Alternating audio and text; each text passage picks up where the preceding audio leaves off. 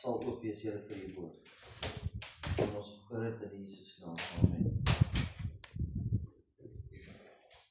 As ek vanoggend julle 'n titel kan gee, om wat die boodskap is vanoggend, ons het dit uitgestuur. Ek weet nie of julle dit gelees het, wat op die prentjies wat ons uitgestuur het.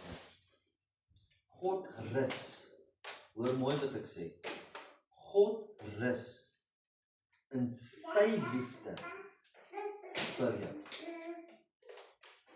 En ek gaan julle skrifvers gee wat dit sê. God rus in sy liefde vir jou. Besef ons vanoggend die liefde wat God ons het en hoe lief hy ons het. Dat hy rus in sy liefde vir ons. Maar dan gaan jy my volgende sê, maar ons gaan dan maar deur baie moeilike tye en deur moeilike donker ure in ons lewe. Ons gaan in 'n total blackout wat ons kry in 'n oomblik in ons lewe en ek kan waar is dit? Waar is die liefde dan?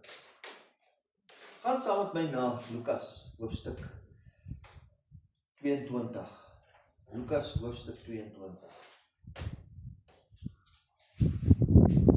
Ons gaan lees van vers 31. Hier is 'n baie bekende gedeelte wat soveel mense al oor gepreek het. Maar ek wil julle iets anders te wys hierso vanoggend in hierdie skrifgedeelte. Vers 31. En die Here sê, Simon, Simon, kyk, Satan het vurig begeer om jou soos koring te sif. Maar ek het vir jou gebid, dat jou geloof nie ophou nie. En as jy eendag bekeer is, moet jy jou broers versterk. En hy het vir hom gesê, Here, ek is gereed om saam met u selfs in die gevangenis en in die dood te gaan. Maar hy antwoord, ek sê vir jou, Petrus, die haan sal vandag nie kraai voordat jy 3 maal geloon en dat jy my nie ken nie.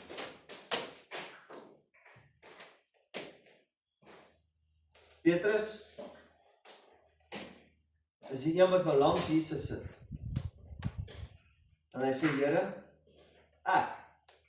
ander kan dalk nie verloor. Ander kan dalk wegdraai van U af. Ander kan dalk ophou glo. Nee, ek staan bank vas saam met U. Ek weet wie U is. Hierdie is die Paasfees wat hierdie hele gedeelte afspeel. Hierdie was die laaste Pasga en waar die disippels saam met Jesus aan tafel sit. En dit was ook Jesus se laaste dag hier op aarde. Aan vlees. Voordat hy gesterf het. En hierdie hele ding speel af. En hy sê, my geloof sal nie wankel. By nou Psalm wat ons gelees het, Psalm 13. My geloof sal nie wankel. Nie in U nie. Nee, sal vasstaan. En hy weet wie is. Maar Jesus draai hom en hy sê vir Simon, Simon, die duiwel het vurig begeer om jou te sif. Nou om te sê, hy het vurig begeer om jou te sif, Trevor, is amper om te sê van, ek demand dat hy gesif moet word. Dis amper om so ver te gaan. Maar dis 'n ding wat die vurig brand in hom, hy moet nou gesif word. Ons kan nie wag nie. En die duiwel sal nie 'n demand gee, amper, of 'n vurige begeerte het om iemand te laat sif, as hy nie waarlik geloof het nie. Ek wil jy moet daaraan dink. Hoekom sal hy 'n man en 'n vrou wat nie getroud is nie saam bly, wil sif? Het jy al gehoor? Ons het saam gebly vir 3-4 jaar, ons verhouding was perfek, totdat ons getrou het. En skielik is dinge anderste. Dit sal, want die vyand wil nie hê jy moet bly. God wil nie hê jy moet in sonde bly nie. Nou kom jou bekering en nou bely jy en jy trou. God is regverdig en hy vergewe. Maar nou is jy eensaam met haar. Nou kom die beproewinge. Voordat dit nie gekom nie. Hoekom wil hy iets beproef wat nie daar is nie? Hoekom wil hy iemand deur 'n sifting periode gaan wat nie aan God glo nie? Hy het jou dan klaar.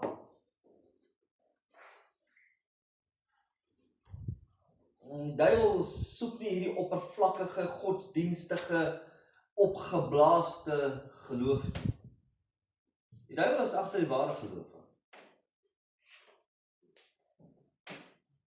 Hy soek hierdie geloof wat absoluut vasstaan het in Christus. En Petrus se geloof was so sterk gewees in God, dat hy gesê het, maar Christus is die Messias. Hy is die seun van God.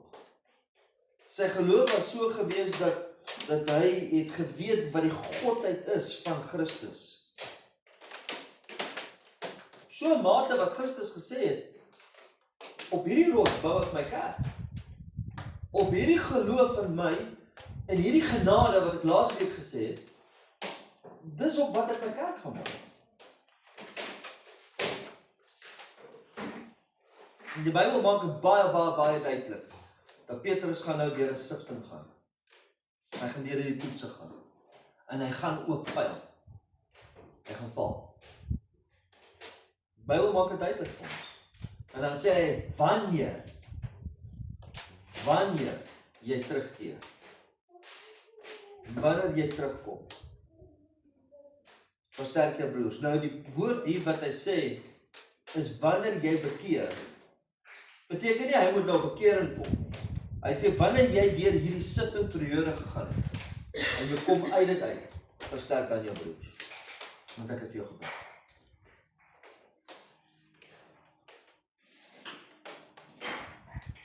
Eerste ding wat ek hier sien is, hy gaan nie daar bly nie. Hy bly nie in hy sifting, hy bly nie in hy donker uur waar hy in is nie. Hy bly nie in hy blackout waar hy in is nie. Dis 'n periode, hy gaan daar weer. Hy kom aan die ander kant uit. Dis een van die eerste goed wat ek hier optel. En wanneer jy en 'n man of 'n vrou of 'n kind wanneer jy deur hierdie donker uur gaan in jou lewe, wil ek vir jou sê, dit is nie 'n permanente ding. Dis net 'n seisoen wat ons besig is om weer te gaan.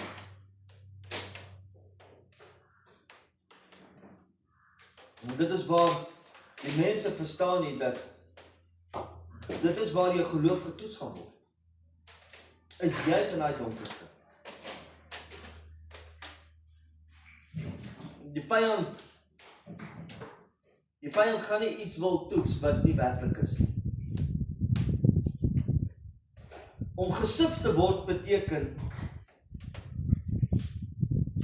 waar hy sê, hierdie begeerte om jou te sif. Hierdie sif beteken is to be shaken in all sides.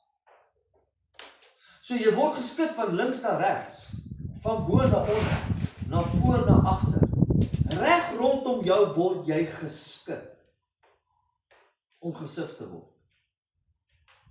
Ons, jare terug, ons het 'n sif gevat, want ons die sand gevat en ons om deur hy sif gegooi om fyner sand te kry. Want ons 'n fyner, my pa het altyd gedoen as ons gebou het. En het hy nog 'n sif gevat wat nog fyner is, en het hy daai fyn sand weer gevat en het hy nog fyner gesif. Jy word geskit om te kyk wat agterbly en wat deurgaan. Dit wat deurgaan, is dit geloof of bly die geloof agter? Dis kom hy geskit word. Hy word geskit in sy geloof. Dit waarvoor hy staan. Glo. Die getrouheid van God. Petrus lewe nie in sonde nie. Hy sit saam met Jesus aan tafel op pas, jy weet 'n Pasga. Dis om nagmaal te gebruik, die brood te breek. Hy het nie hier in sonde gelewe wat ons enigiets van lees nie. Hy was opreg in sy geloof. En ek dink, toe die Here vir hom sê, moes hy dit iewers in sy gedagtes, moes hy dit begin probeer uitfigure. Hoe nou, hoe gaan hy gesig word? Hoe werk hierdie storie? Wat sou jy gedoen? As die Here na jou toe kom en vir jou sê, luister, jy gaan gesig word. Die Bybel het gevra, ek wil jou sif. Ek weet jy is getroud. Ek weet jy loop en jy wandel saam met my. Ek weet jy is in geloof. Maar jy gaan getoets word. En die duiwel gaan goed bring oor jou lewe en hy gaan goed in jou lewe insit wat gaan getoets word. Dan gaan goed oor jou pad kom. Waar jy gaan getoets word om te kan kyk, hou jy vas aan my. Wat sou jy sê? Sou ons soos Petrus gemaak het? Ek sal nie. Nie, Here, ek loop dan saam met U. Ek wandel saam met U. Hoe is dit moontlik? Waar is die getrouheid dan? Waar is die beloftes dan teenoor?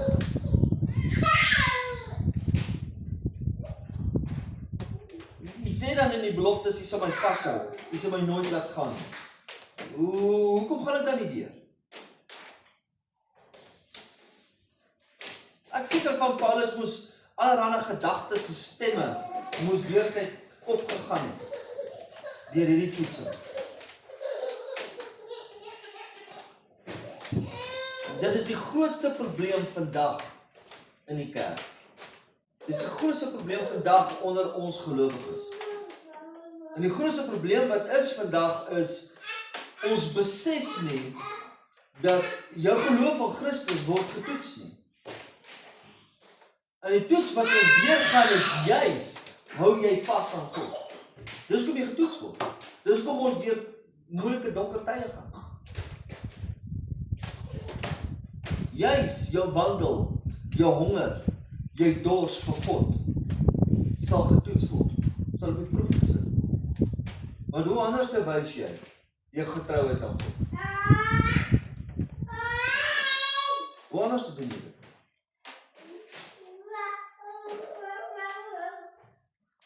En ons toets is partykeer so groot. Ons begin allerhande goed sê. Ons begin allerhande goed kwytraak. Ons begin allerhande dinge doen en dink wat ons nooit in ons hele lewe gedink het, dit sal moontlik wees om so te kan dink. Of om so houding te kan hê. Petrus, hy maak hom warm by hierdie vuur. En in daai oomblik begin die sifting te kom. Hoeveel keer het Jesus verloon? Jy sal die sit en jy sal sê, maar hy verloon jou 3 keer, ek doen het meer. Ek het meer gesondig as wat hy ooit kon gesondig het.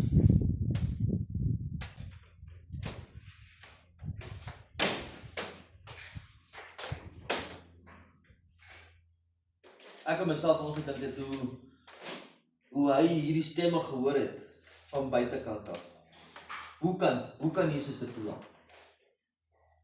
Een van die stemme. Hy is dan die seun van God. Hy is dan God.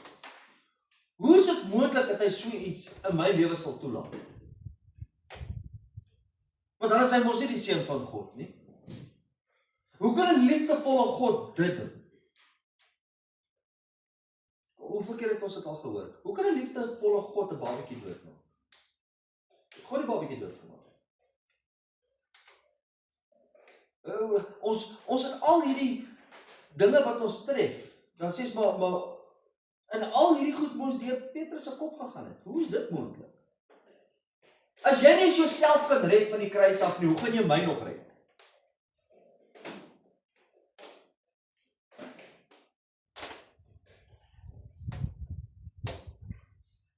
En hoe kan jy die seun van God wees en ons bid en ons bid en ons roep op die naam en geen antwoorde kom?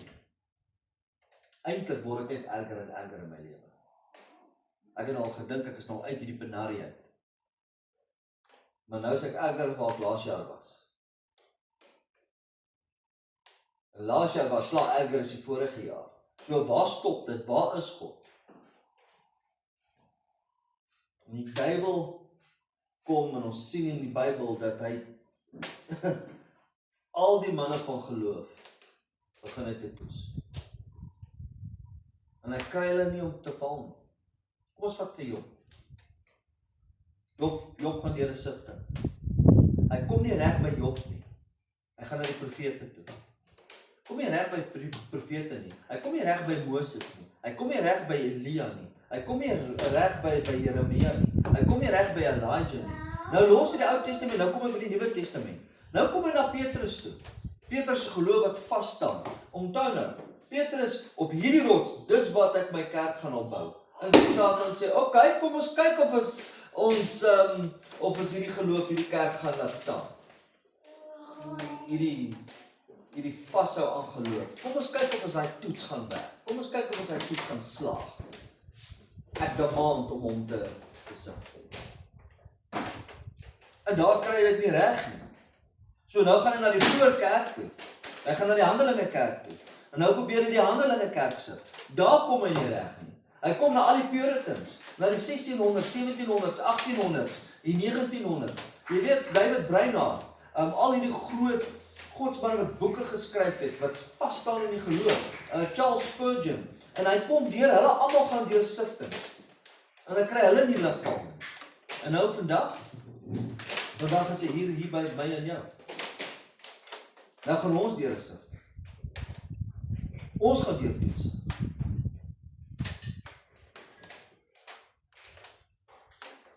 En die vyand weet sy tyd is naby. En hy kom met hierdie groot haat en woede. En as al wat hy wil doen is, hy wil net verwoes en skeer. Hy wil hê jou geloof moet wankel. Hy wil hê ons moet ons geloof bevraagteken in God. Kom aan, hoeveel van ons het nou ons geloof al bevraagteken?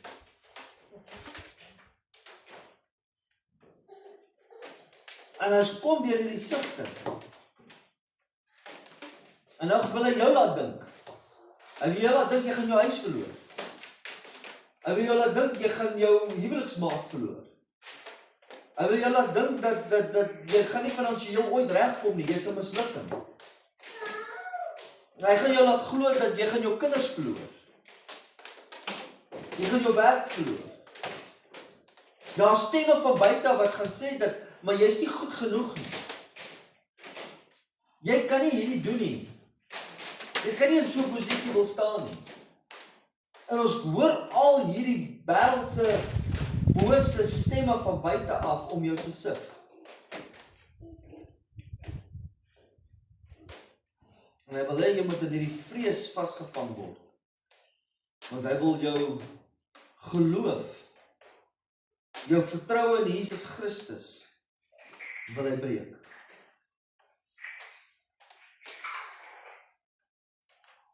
En ek praat nie nou van die toetsies wat ons elke liewe dag deurgaan tussen die vlees en die gees toetsies nie. Ek praat van ons donkerste uur. Ek praat van wanneer ons deur 'n toets gaan wat ons sê, Here, ek weet nie meer wat se kant nie. Ons sit in hierdie gat. En hierdie is nie net 'n donker nie. Hierdie is 'n blackout. Dis pikdonker. Ek sien geen lig nie. Ons sê mos altyd, moenie waar die lig kom maar aan die ander kant die tonnel. Kom, hierdie tonnel is almal verskriklik lank. Ek weet nie of julle in 'n tonnel was nie. 'n werklike tonnel nou gewees nie. Ek was oor see gewees en ek is in Madeira op die eiland. Eiland so 50 km by 50 km. Ons was daar gewees, ek dink vir 2 maande. En hulle het 'n tonnel gebou deur die berg van die een kant van die eiland na die ander kant van die eiland. Hulle moes fans en goed aan die binnekant insit dat ons kon suurstof kry. Jy weet alles wat daar deur gaan. Dit is breathtaking. Maar toe hulle begin het om dit te bou, jy sien daai tonnel ingaan en daai ligte is af. Jy sien niks. Niks. Dit is wat jy oop styf toe is in die donker en jy probeer voel waartoe om te gaan. Dis pikdonker. En ons sit in daai total blackout. En ons vra Here maar, Maar waar? Hoe? Waar is hy? Ek praat van 'n sifting wat so boos is.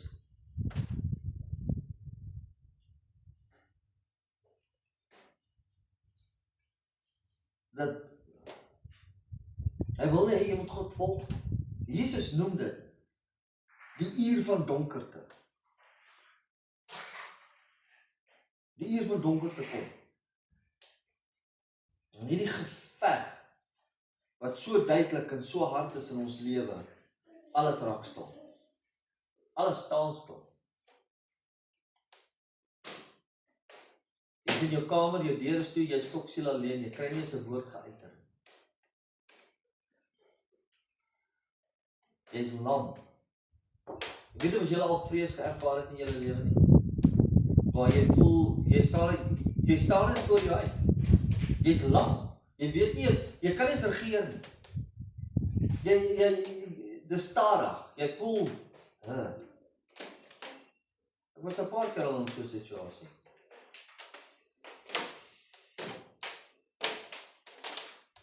En die duiwel kom met hierdie stemme van alle kante af. En hy wil jou mismoedig, en hy wil jou breek. En hierdie sifting, hierdie geveg, sien ons reg deur hierdie Bybel. Ons almal ken vir Elia. Ons weet wat sy werk het Elia gedoen.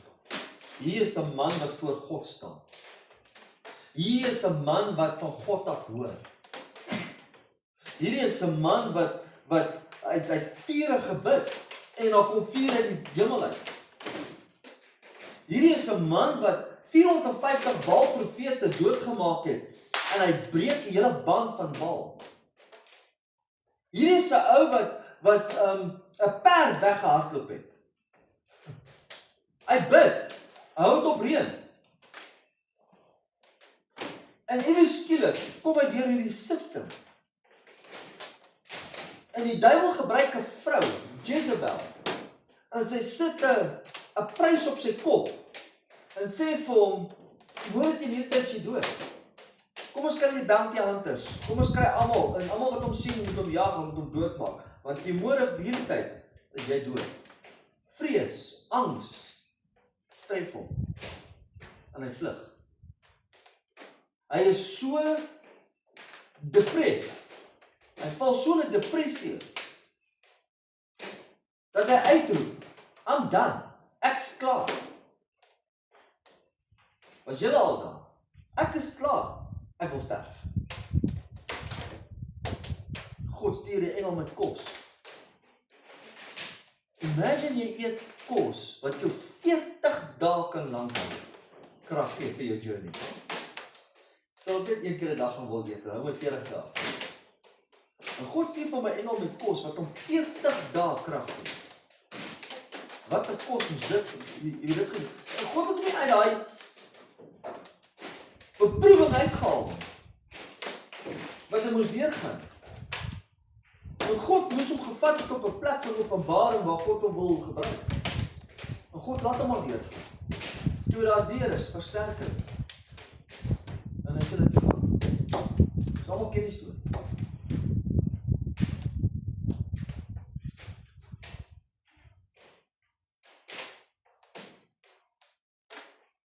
Petrus, hier kom Petrus. Hy is op 'n plek waar hy moeg en bang is. Hy is op 'n plek waar angs en vrees hom tref. En hy staan by die vuur en die eerste beproewing kom. Is jy nie een van sy disipels? Nee. 'n bietjie later. Jy moet een van hulle wees. Nee. Die derde keer begin hy, die Bybel sê hy begin vloek. Hy tree op soos 'n ongelowige. Hy tree op met vuil taal wat uit sy mond uitkom. Dat die mense kan sien dat hy is nie disipel nie, want dit is een van die kenmerke waar jy gesien het 'n disipel is, was wat uit sy mond uitgekom het. My vrou weet dit, ek haat vloek. Ek verpest dit. En die rede hoekom ek dit so haat, dis een van die eerste kentekens wat uit jou mond uitkom wat ander na kyk. En sê, maar is jy 'n wedergebore kind? Of nie? Een van die eerste goed. En hier kom hy en hy begin met hierdie pyltaal te hardloop. Vrees en angs tref hom. En hy begin sondig. Nie 1 keer nie. Nie 2 keer nie. 3 keer. En jy sit hier vanoggend en jy sê, maar hier Anton, ek moet vir jou sê, soos ek vroeër gesê het, hy het 3 keer gesondig. Ek gesondig, baie meer as dit.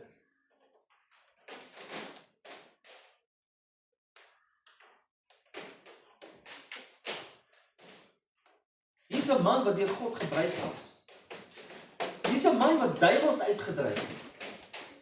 Hier is 'n man wat 3 jaar saam met Christus gewandel het en al die wonderwerke gesien het. En hy draai om. En hy sê, maar ken hom nie. Dis 'n ou wat langs hom gesit het en gesê, ek is bereid om te sterf saam met. Hoor wat sê Matteus 3. Matteus 26. Ek wil dit net gou vir julle lees. Matteus 26 vers 35. En Petrus sê vir hom, al moes ek ook saam met u sterwe, sal ek u ek sal u nooit verloon nie, uitroepteken. Nooit. Ek? No ways. En hier kom ons op bekering en ons volg die Here met al ons hart en die eerste beproewing wat ons kant toe kom en ons wiele val af. Ja, miskien moes ek nooit gedoop geword het. Of miskien moes ek nooit dit gedoen het nie. Of miskien moes ek net nooit dan sou dit beter gegaan het. Die duiwel soek die ware geloof. En as jy ware geloof het, gaan hy jou in daai vuur ontgooi en hy gaan jou toets van alle kante af. Hy gaan jou toets finansiëel, hy gaan jou toets met kos, hy gaan jou toets met jou huwelik, hy gaan jou toets by jou werk, hy gaan jou toets met jou kinders. Hy gaan van alle kante af gaan daai geraas kom. Hoekom? Want hy weet, vir een oomblik weet hy, die oomblik as hierdie ene nie gaan breek nie, wat God met daai persoon gaan doen. So kom ek kry hom af op die grond, kom ek breek sy geloof van Christus. Want die persoon gaan te kragtig wees as ons hom gaan los. En dis wat hy probeer het met Elia. Want hy het geweet die nasie, die volk gaan terugdraai na God toe. Ek moet hom breek. Dis wat hy probeer doen het met Petrus. Op die rots gaan ons die kerk bou. Die vyand weet wat God vir jou gestoor het. En met daai geloof wat hy geloof kan doen.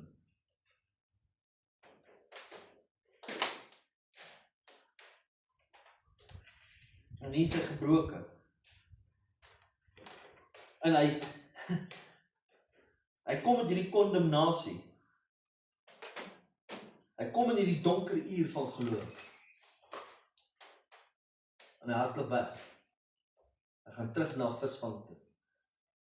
Hou van visvang. Ek ook gaan visvang. Maar hy hardloop terug en hy gaan doen wat hy voorheen gedoen het. En hy gaan nou nie daar die preek. Ons hoor baie preke van dit. Nou glo ons nie meer nie. God se beloftes nie. Hoe sal God nou 'n wonderwerk in my lewe doen? Kyk hoe gaan dit met my. Kyk hoe ek gesondig. Meer as Petrus. So hoe sal God dan nou in my lewe dan 'n wonderwerk doen? Kyk wat raak ek kwyt.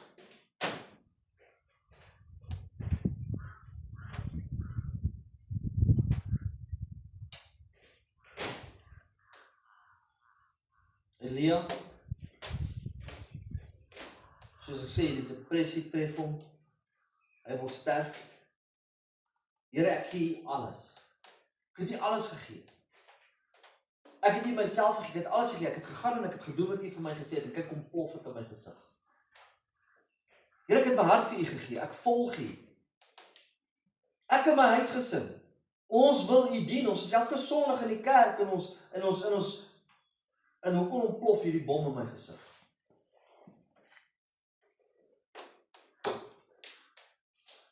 Nee, ek is klaar. I'm done. Ek gee op. Nee, ek gee op my geloof. En hier is die ding, God was nie eens kwaad vir Elia. Hy het hom versorg, hy het hom kos gegee, wat hom 40 dae. God het hom nie geslaan nie, God het hom nie condemn nie of niks. Want God was besig gewees om hom te vat na 'n openbaring toe waar hy hom wil gebruik.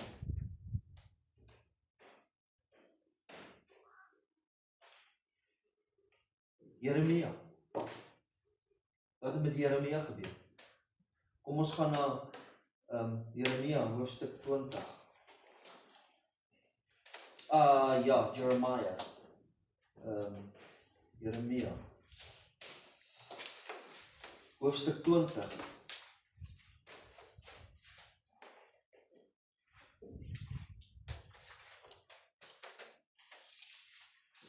Jeremia, profeet van God. Weer eens, selfs soos Elia, hy het voor God gestaan. God het met hom gepraat.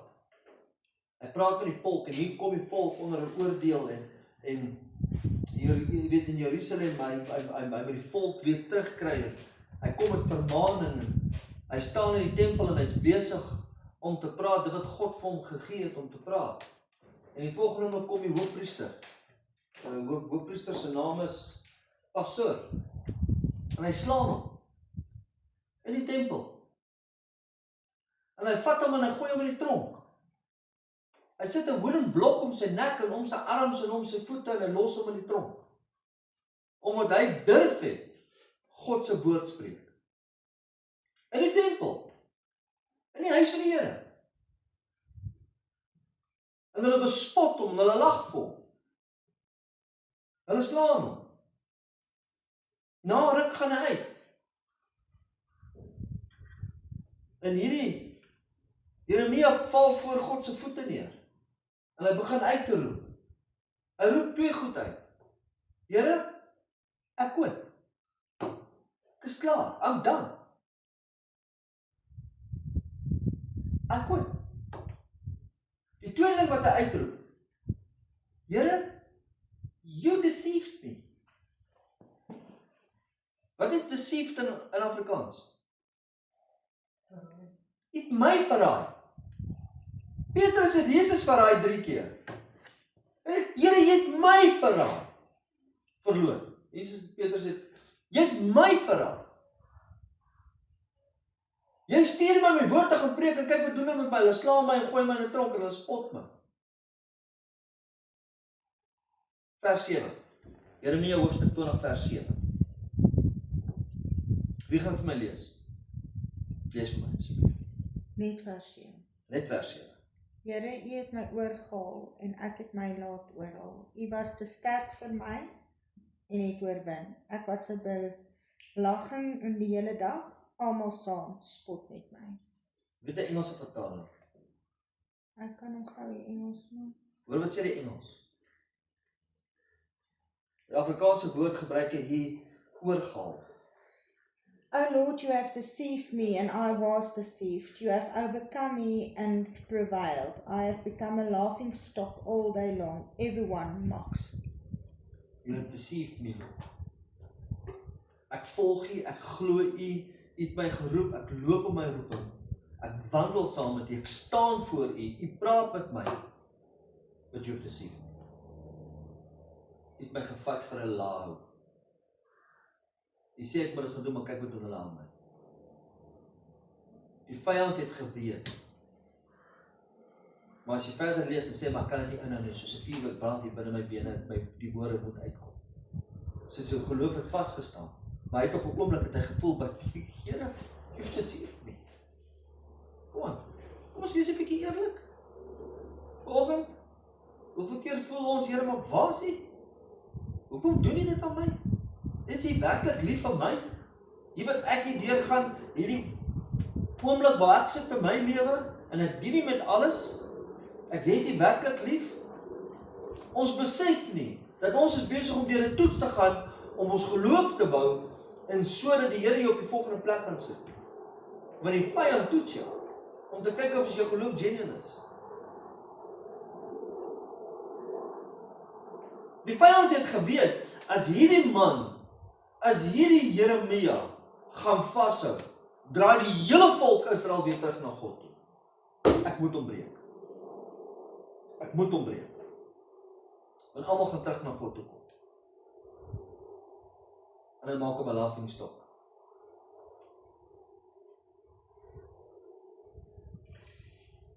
Hier sien ons in die Bybel reg deur van Ou Testament tot Nuwe Testament, sien ons dat hulle woorde gebruik. teenoor God. Vandag gebruik jy so baie woorde nie. Vandag is ons mos soos ons huwelik. En as ons mos 'n bietjie beklei het in ons huwelik, dan kry ons mos stilstype. Nee, kom aan. Ek ignore my man en my vrou mos vir 'n week. Ons skep daai atmosfeer mos in hierdie huis vir 'n week. Stilstype. Gee die koue skouer. Ek sal jou wys. En weet jy wat doen ons vandag? Hoor nou baie mooi, want dit is 'n waarskuwing vir die kerk. Ons gee God stilstype. Ons lees nie meer nie, ons bid nie meer nie, ons onttrek heeltemal. And action speaks louder than words. Die aksies wat ons teenoor God wys. Ek sal jou wys, ek sal nie meer bid nie. Jy onttrek van alles. En die Here staan met sy arms wag wyd oop en sê, my seun, my dogter, is besig om deur 'n toets te gaan van jou lewe. Donkerste uur van jou lewe. Ek is met jou. Die vyand toets jou om te kyk of jou geloof waarlik is in my. Jy's my dogter, jy's my seun, ek is met jou. As jy nooit begewe, nooit verlaat nie. Staan op dit, glo dit.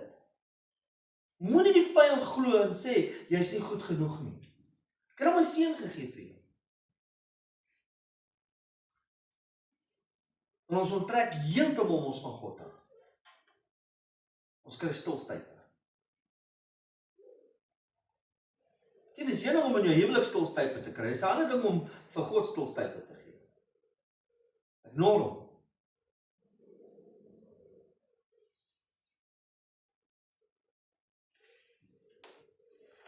Dus kom ons met die houding. Vandag se kerk kom met houdings.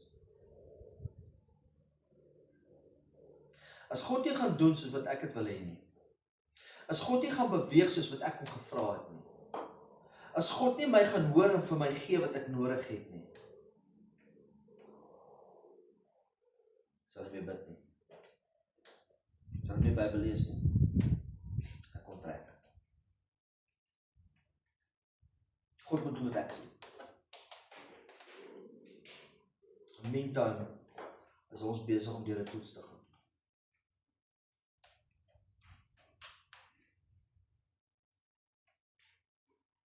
As jy nie weet, die geveg wat jy in is, en dis die vyand wat dit doen nie. Dit is die vyand wat teen die kerk kom van Jesus Christus, wie hy lief het. As jy dit nie weet nie, gaan jy stilstype gee.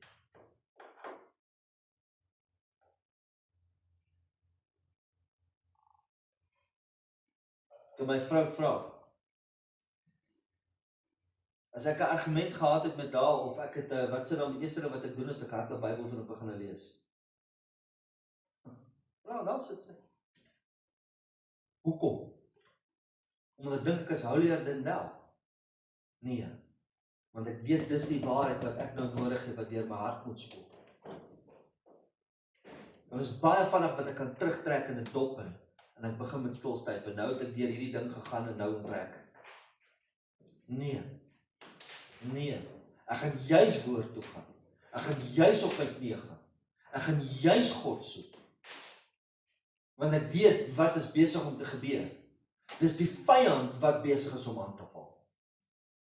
Want hy wil jou geloof breek. Hy wil hê jy moet teruggaan waar jy voorheen was. En jy wil nie weet waar ek voorheen was.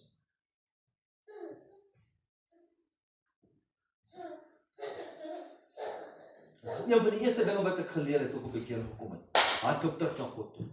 Onmiddellik. En jy gaan sit by sy voete. En sê, Here, ek verstaan nie wat nou besig is om te gebeur nie. Ek weet nie wat aangaan nie, maar wat ek weet, is ek rus nou by U. Here, ek het U nou nodig. Want hierdie is 'n toets wat ek nie kan handle nie. Hierdie is 'n ding wat ek nie kan hanteer nie. I need You.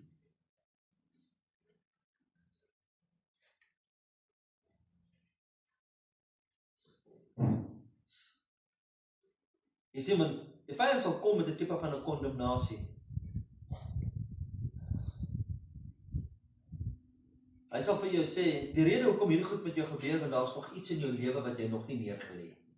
Kom aan, hoeveel pastore sê dit vandag? Die rede hoekom jy deur hierdie toets gaan, dis omdat jy 'n deurtjie oopgelos het, broer. Die duiwel het nie nodig 'n klein deurtjie oopgelos vir jou om jou te kom toets nie. Die duiwel toets jou omdat jy vasstaan met jou geloof in Christus. Hy het Petrus getoets oor sy geloof.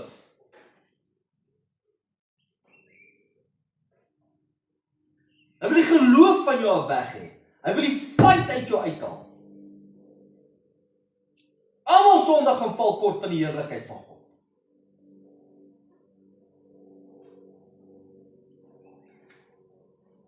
Die toetse wat hy dan gaan, moes hy ook 'n deurtjie oopgelos het. Hy sê vir jou sê, nee, ek sou pastoor, rarig. Hou pornografie kyk.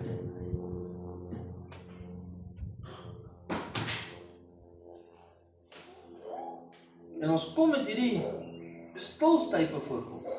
En ons sal sê, hierdie boek wat ek lees, is 'n dooie boek, is nie 'n lewendige boek nie. Want ek lees en niks gebeur nie.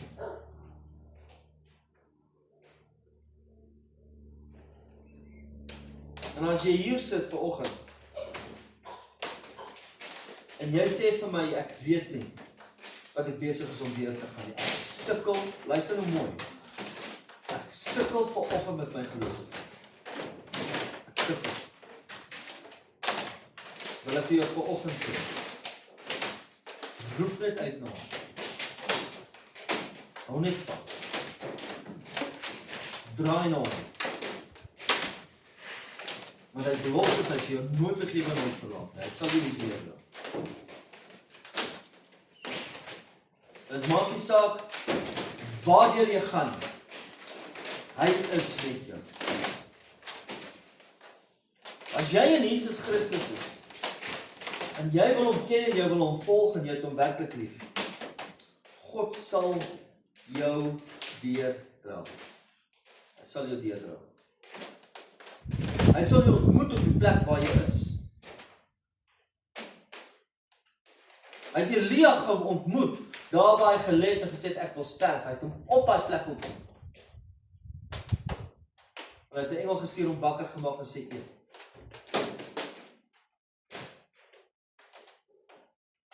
Hier is 'n hele paar punte wat ek wil bring, maar ek gaan dit los vir 'n ander Sondag. Ek wil julle 1 punt gee vanoggend. Net 1. Want ons hard op die tyd het. Julle net 1 punt gee vanoggend. En my eerste punt is, glo en rus in die liefde van God wat hy vir jou het. Kom ek sê dit weer, punt nommer 1. Glo en rus in God oor die liefde wat hy vir jou het. Kom ons gaan na die boek van Sefanja toe. Ek vra vir 'n ou in die week, het jy al ooit 'n preek gehoor in Sefanja? Of lanklaas het jy 'n preek gehoor uit Sefanja? En vanoggend, dit is ons main teks. En ek gaan nou eers na hom toe beweeg. Sefanja hoofstuk 3.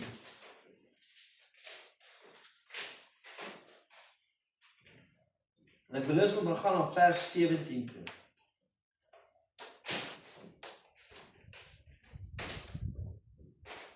En ek wil hê jy moet weet, maak nie saak wat jy deurgaan of wat jy voel. Luister nou vir my. God bly getrou.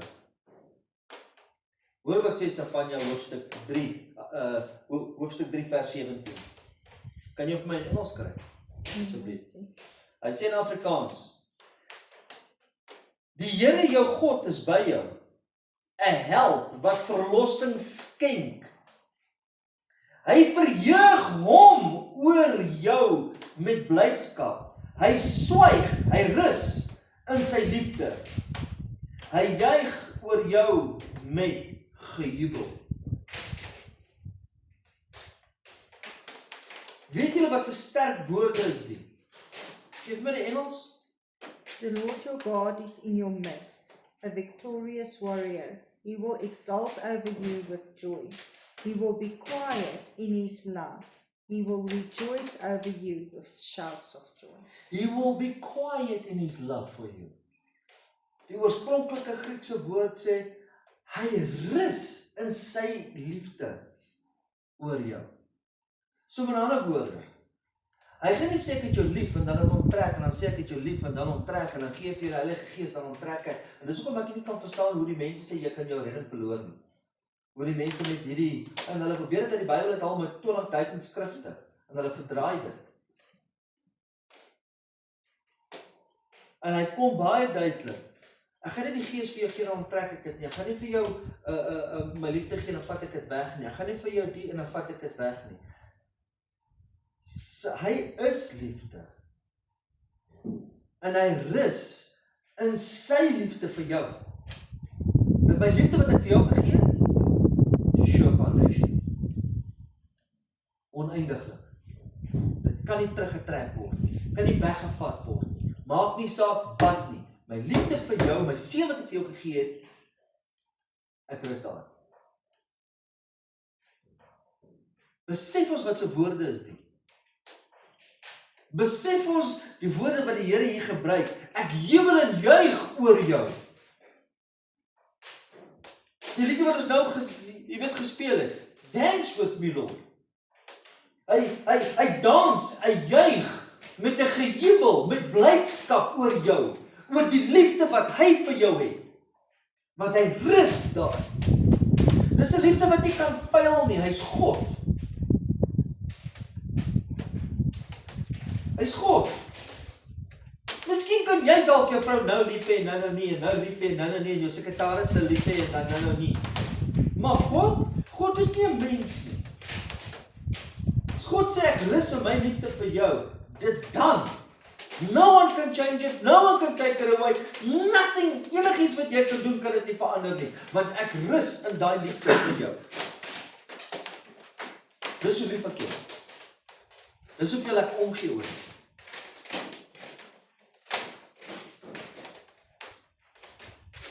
This love is settled. Vertel julle wat Angus Buchan in 2010 gesê het? God says it and that settles it. Huh? And he settled his love. God het dit gesê en dis dit. Niks kan dit verander. Niks nie. Trevor, niks nie. Ek sê dit nie, God sê dit.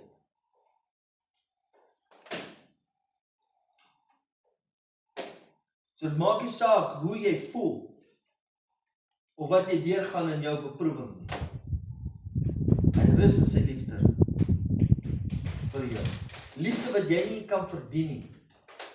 Liefde wat jy nie kan koop nie, voorwerk nie.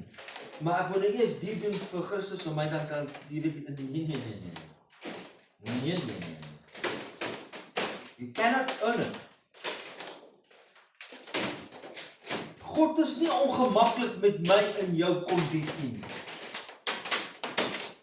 Kom ek sê dit weer. God voel nie ongemaklik met ons kondisie waar ons onsself vind. Hy is jou lief. Want hy rus daar.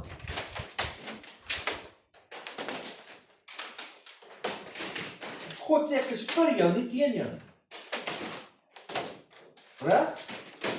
Nou as God het gesê hy is vir jou, nie teen my nie, hoe kan ek dan omdraai en sê, maar hy kan nie my nie lief nie, want ek het... Gaan maar in die boek van Titus toe. Die boek van Titus. Dan gaan jy na hoofstuk 3 toe, en hiermee gaan ek afstel, gaan ons bid. Hoor wat sê in hoofstuk 3 van vers 4, 5, 6 en 7.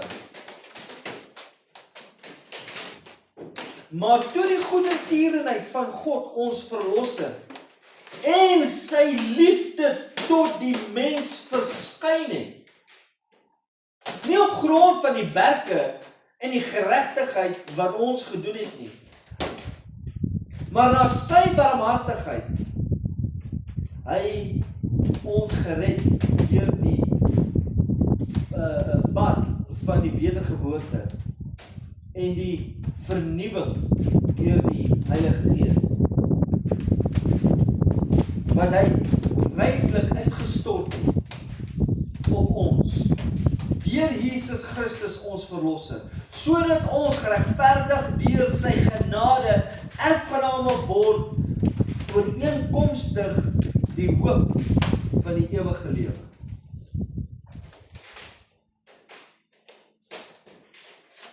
Jy kan hierdie liefde nie verdien nie. Dit is geskenk vir jou. Dit is 'n erfdeel. En in hierdie liefde wat ek vir jou gee, rus Christus, rus God in sy liefde vir jou. Hy weet uit jou lief. Nie omdat jy nog gesondig het, dan gaan hy nie jou lief hê nie. OK. Ek en my vrou. Lovey-dovey, lief vir mekaar, hier en daar. Volgende oomblik het ons 'n fight by maat, hy bom ontplof. So. Nou word daar woorde gegooi tussen mekaar. Nie van liefde nie, van haat en die en daai en al die. Nee? Nou voel jy nou seer gemaak en nou wonder jy, ek sê maar nou reg, kom ons wees seerlik. Soos nou reg en lief.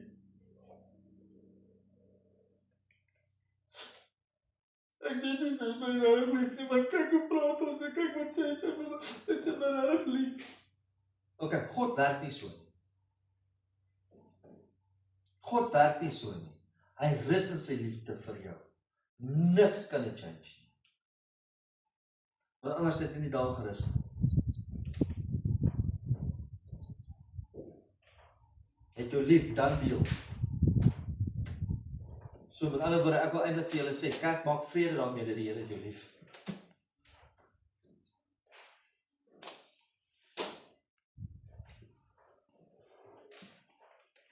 Kom ons rus in sy rus dat hy ons lief het. Daar kan jy quote op YouTube. Kom ons rus in sy rus dat hy ons werklik lief het. Kom ons geniet ons verhouding met God. Jy weet wat God geniet jou? He rejoice over you. He's joyful over you. Maar kom ons doen dieselfde. En sê, Here, weet ek verdien het. Weet ek kan die wêreld afkom. Maar dankie dat U my lief het. Kom eindig het. En dankie dat U rus in U liefde teenoor my. Al maak ek hoeveel droog. Here, ek wil rus in U rus. Ek wil rus in U rus.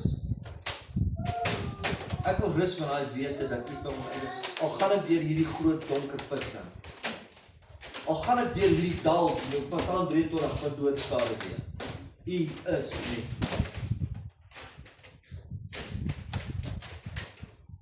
En ek weet U sal my weer help. En ek weet U sal my vashou, want my geloof is in U. En jou geloof word getoets.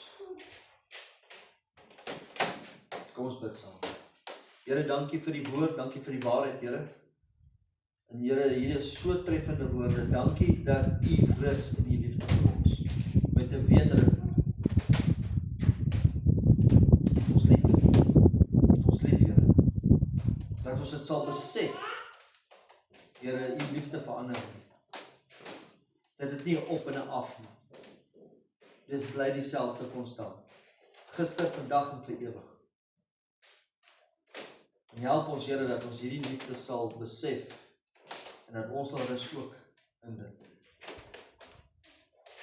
Here, ons eer die heilige naam. Ons loof U, Here. In Jesus naam, amen.